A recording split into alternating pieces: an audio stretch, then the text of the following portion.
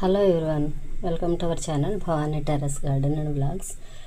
చూడండి, ఇది మజ్జిగ మిరపకాయలు నానబెట్టిన మజ్జిగ అనమాట. అవి ఎండిపోయినాయి. ఇంక ఈ మజ్జిగ వేస్ట్ కదా, ఇది నేను టెర్రస్ మీద మొక్కలు వేయడానికి తీసుకెళ్తున్నాను. దానిలోనే కొంచెం శనగపిండి, ఒక గుప్పెడు శనగపిండి, తర్వాత దద్దోజనం చేసామండి. ఇది మిగిలిపోయింది. ఇంకా మరీ ఇలాంటివి తినలేం కదా, అందుకని తప్పనిసరి పరిస్థితుల్లో ఇలాగా నేనైతే ఫుడ్ వేస్ట్ చేయను. అయితే అనుకోకుండా ఇది మిగిలిపోయింది. దీన్ని కూడా దీనిలో వేసేస్తాను.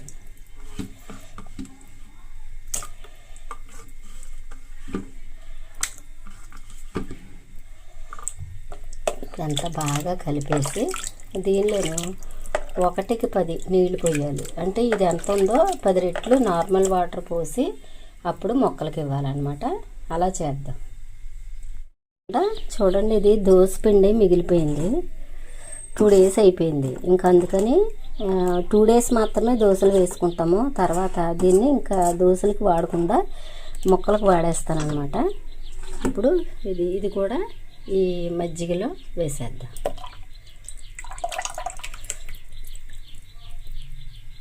ఇది చాలా హెల్దీ అండి మొక్కలకి.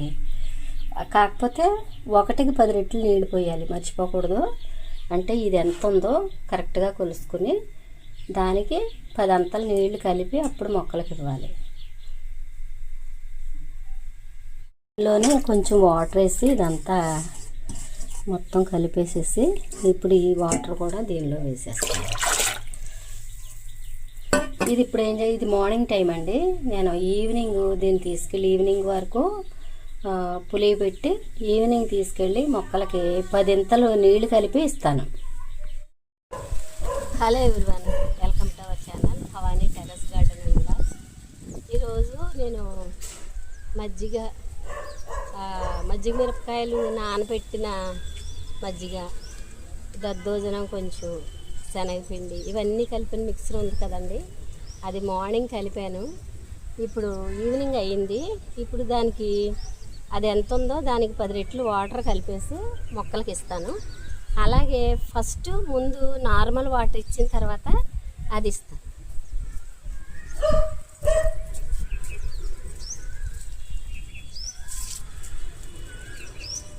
ఫస్ట్ అన్నిటికీ నార్మల్ వాటర్ ఇచ్చేద్దాం.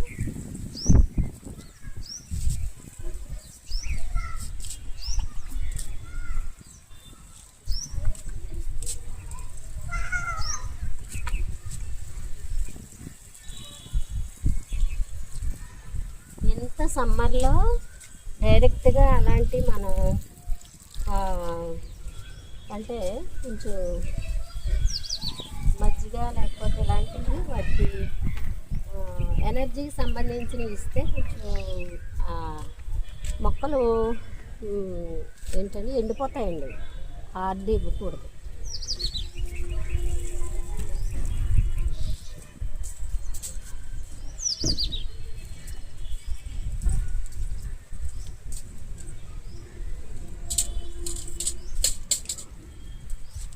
దీనిలో ఆల్రెడీ కలిపి ఉంచాను, వాటర్ కలిపి ఉంచాను.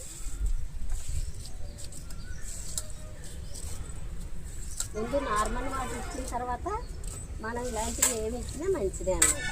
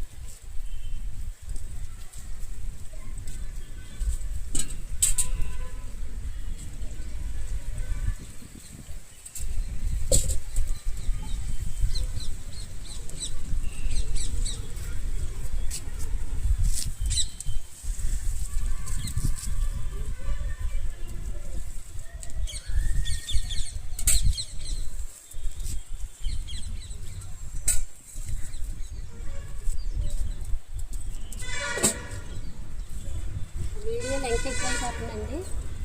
నేను మిగతా మొక్కలకు కూడా ఇచ్చేస్తాను. ఈరోజు డ్రాగన్ ఫ్రూట్ మొక్కకి ప్రూనింగ్ చేశానండి.